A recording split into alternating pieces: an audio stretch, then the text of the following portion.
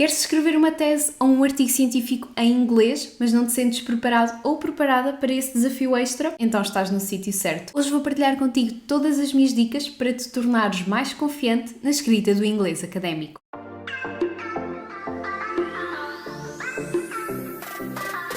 Olá a todos e a todas, o meu nome é Ângela e sejam muito bem-vindos a um novo vídeo aqui no meu canal. Este é o segundo vídeo da série Dicas para a Tese. No último vídeo falámos sobre dicas mais gerais, sobre o antes de começar a escrever a tese e hoje vamos falar sobre uma dúvida que eu acredito que inquieta alguns de vocês, a possibilidade de escrever a tese em inglês.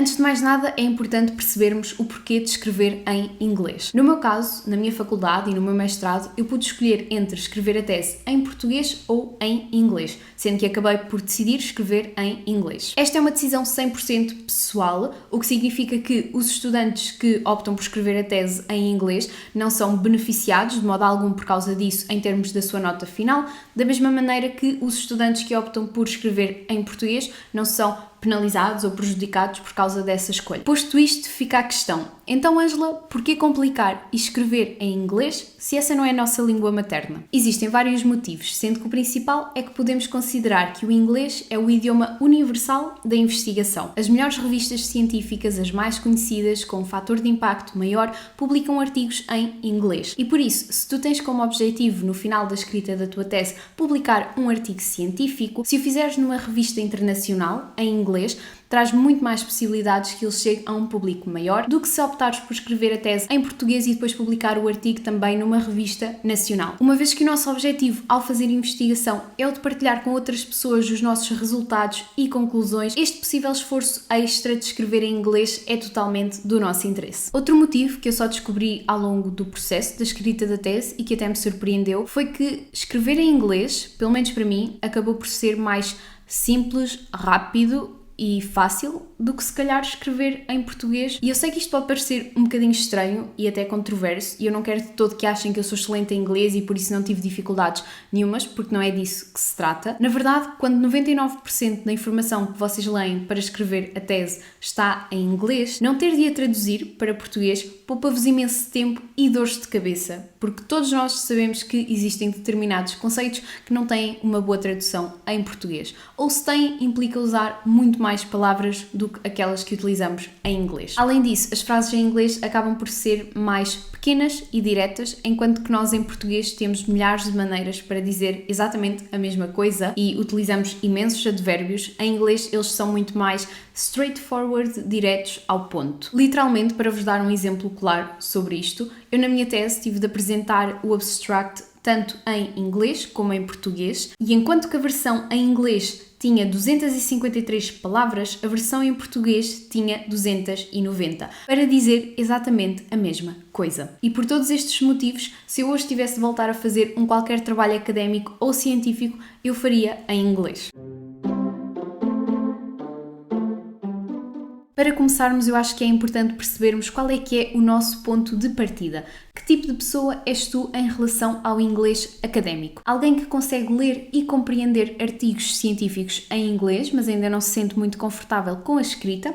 Ou alguém que não consegue ler em inglês e por isso traduz tudo aquilo que precisa de ler e por isso também ainda não consegue escrever. Atenção, não há nada de errado em traduzirmos para conseguir compreender aquilo que precisamos de ler, mas se o fizermos sempre, não vamos estar a ter contacto com o inglês e, portanto, não vamos estar a evoluir no sentido de chegar a um ponto onde iremos conseguir pensar em inglês e estruturar e escrever as nossas próprias frases de raiz já em inglês. E por isso, aquilo que eu recomendo tanto para quem já compreende inglês como para quem ainda não compreende é ler muitos artigos em inglês. Mesmo que quem não compreende precise de ter ao lado a versão traduzida em português, leiam também a versão em inglês ao mesmo tempo que vão lendo a versão em português. Ler artigos em inglês vai ajudar-vos a adquirir vocabulário específico e a perceber como é que as frases são estruturadas em diferentes secções dos artigos. Por exemplo, a secção da metodologia é uma ótima secção para vocês começarem a explorar. Se vocês pegarem num conjunto, por exemplo, de artigos de mediação e forem ver essa parte,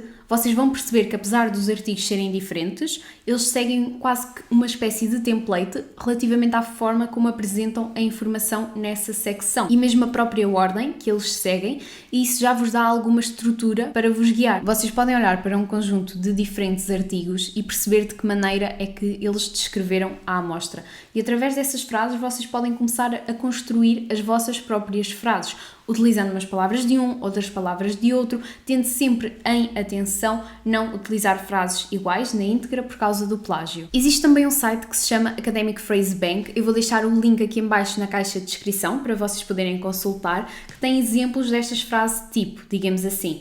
Para cada secção da vossa tese ou artigo, ele tem exemplos de inícios de frase que vocês podem utilizar, o que também acaba por ser bastante útil, mesmo para pessoas que já dominam o inglês, mas que por vezes acabam por ficar sem ideias de como variar, para não estar sempre a repetir, por exemplo, according to the literature, Se quisermos retomar o exemplo de descrever a amostra, vocês podem vir aqui a Describing Methods, e depois a Describing the Characteristics of the Sample e tem logo um conjunto de inícios de frases diferentes que podem ser úteis para esta vossa parte da tese. Hoje em dia temos imensos recursos online disponíveis e inclusive gratuitos que nos podem ajudar a melhorar o nosso texto e a detectar erros. E não me refiro apenas ao Google Tradutor, que já nos ajuda a todos nós há muitos anos. Na realidade, hoje já existem alternativas melhores ao Google Tradutor para utilizarmos em contexto académico para fazer as nossas traduções, como é o caso do Diplo. O Diplo é esteticamente muito semelhante ao Google Tradutor e por isso é bastante intuitivo. Vocês selecionam o idioma para o qual querem traduzir o vosso texto e depois, se quiserem mudar a frase que ele vos sugeriu, podem carregar em cima de uma palavra e ele dá-vos outras sugestões para dizerem a mesma coisa, mas por palavras diferentes. Mesmo utilizando este tradutor, poderão sempre existir situações onde a frase perde um bocadinho o seu sentido original ou então não fica muito fluida e por isso, quer vocês sejam alguém que precisa de utilizar sempre o tradutor para conseguir escrever uma frase em inglês, quer vocês sejam alguém que já domina um bocadinho melhor o inglês e por isso escreve já diretamente em inglês, eu recomendo-vos sempre que utilizem um site para vos ajudar com a gramática e a fluidez do texto. Para isto, vocês podem utilizar o Grammarly ou, por exemplo, o famoso ChatGPT. Na versão gratuita do Grammarly, ele dá-vos sugestões de alterações que vocês podem fazer para melhorar o vosso texto. Mas tenham sempre em atenção e olhem criticamente para este tipo de sugestões que estes sites baseados em inteligência artificial vos dão. Aqui temos uma parte da minha tese para servir de exemplo e ele está a sugerir-me cortar a palavra considered, mas na minha opinião eu considero importante manter e por isso eu rejeito. Aqui ele sugere substituir a small set of studies por a few studies, o que também me faz sentido e por isso eu escolho aceitar. E aqui most of the research por most research, o que eu também concordo. Pessoalmente, durante a escrita da minha tese, eu acabei por utilizar mais o ChatGPT para esta função, porque acaba por não ter os limites da versão gratuita do Grammarly. E a prompt que eu utilizava era sempre esta. Eu vou deixá-la na caixa de descrição para poderem fazer copy-paste. Basicamente, eu começava por explicar ao ChatGPT de que maneira é que eu queria que ele me respondesse, ou seja, como um investigador inglês que está a escrever um artigo para ser publicado numa revista de qualidade. Depois fazia o meu pedido, que era que ele me corrigisse os erros ortográficos, gramaticais e de pontuação e melhorasse a clareza e fluidez do texto, sendo que no final da frase é só colocar entre aspas o texto que queremos que ele corrija. Eu sei que há quem tenha algum receio de utilizar o ChatGPT para este tipo de coisas e por isso eu acho importante esclarecer dois aspectos diferentes. Uma coisa é vocês pedirem ao ChatGPT para escrever a introdução de um artigo científico sobre X com Y variáveis. Isto é algo que eu totalmente desaconselho, porque o ChatGPT não é de todo o local onde nós vamos para procurar ou pesquisar informação. Eu vejo o ChatGPT apenas como uma ferramenta que me permite trabalhar e melhorar o texto que eu própria escrevi. E deixo até aqui no ecrã um parágrafo que eu retirei do site de uma revista científica que fala precisamente sobre a utilização da inteligência artificial para a escrita de artigos. Para eles, a edição de texto com recurso a ferramentas de inteligência artificial corresponde a melhorias que são feitas em textos escritos por pessoas humanas. palavras, para melhorar a legibilidade e para assegurar que não existem erros gramaticais, de ortografia e pontuação. Estas melhorias podem incluir alterações na formatação dos textos, mas não incluem criar o próprio trabalho ou texto. E em todos os casos deve haver responsabilidade humana pela versão final do texto e o acordo dos autores de que as edições refletem o seu trabalho original. Foi precisamente aquilo que eu vos falei sobre mantermos um olhar crítico sobre estas ferramentas e sobre as sugestões que elas nos dão.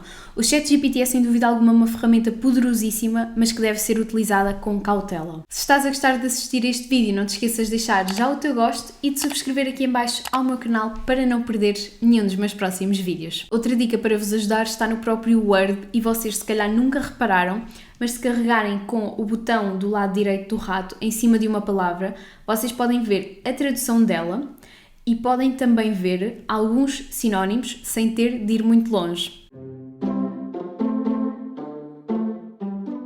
Tenham sempre à mão uma lista de conectores em inglês. Conectores são palavras ou conjuntos de palavras que vos permitem estabelecer uma relação entre dois enunciados ou orações. Existem vários tipos de conectores, de introdução, de sequência, adição, conclusão. Eu vou deixar o link para este site a título de exemplo na caixa de descrição para vocês poderem consultar. Isto vai vos ajudar a que as vossas frases fiquem bem encadeadas umas nas outras e também a variar o vosso vocabulário para não precisarem de estar sempre a utilizar as mesmas palavras e expressões. Na escrita de uma tese, vocês não estão sozinhos, por isso é uma ótima oportunidade para desenvolverem esta skill e ganhar confiança. O vosso orientador ou orientadora será alguém com experiência em investigação, que muito provavelmente publica artigos em inglês e por isso também vai ser capaz de vos ajudar a este nível e dar-vos dicas. Eu sou muito apologista de falar abertamente e honestamente e de pedir ajuda quando é necessário e isto não tem de ser sinónimo de pouca autonomia. Vocês podem sempre fazer o vosso melhor, dar o vosso máximo, mas no final do dia vocês sabem que têm alguém a quem podem recorrer em caso de dúvida. Se não se sentem confiantes com a escrita em inglês, digam-no. Olha, eu nunca escrevi nada do género, eu não me sinto 100% confortável e à vontade com o inglês, mas eu gostava muito de experimentar. Será que me pode ajudar depois a detectar possíveis erros? Não tenham receio de ser honestos com as pessoas que estão lá precisamente para vos ajudar. Digam-me nos comentários se estiverem a escrever ou a pensar escrever a vossa tese em inglês. Se quiserem ver mais vídeos sobre dicas para a tese, podem carregar aqui nesta playlist, ou então se quiserem dicas para gerir as vossas referências bibliográficas, podem ver este vídeo aqui.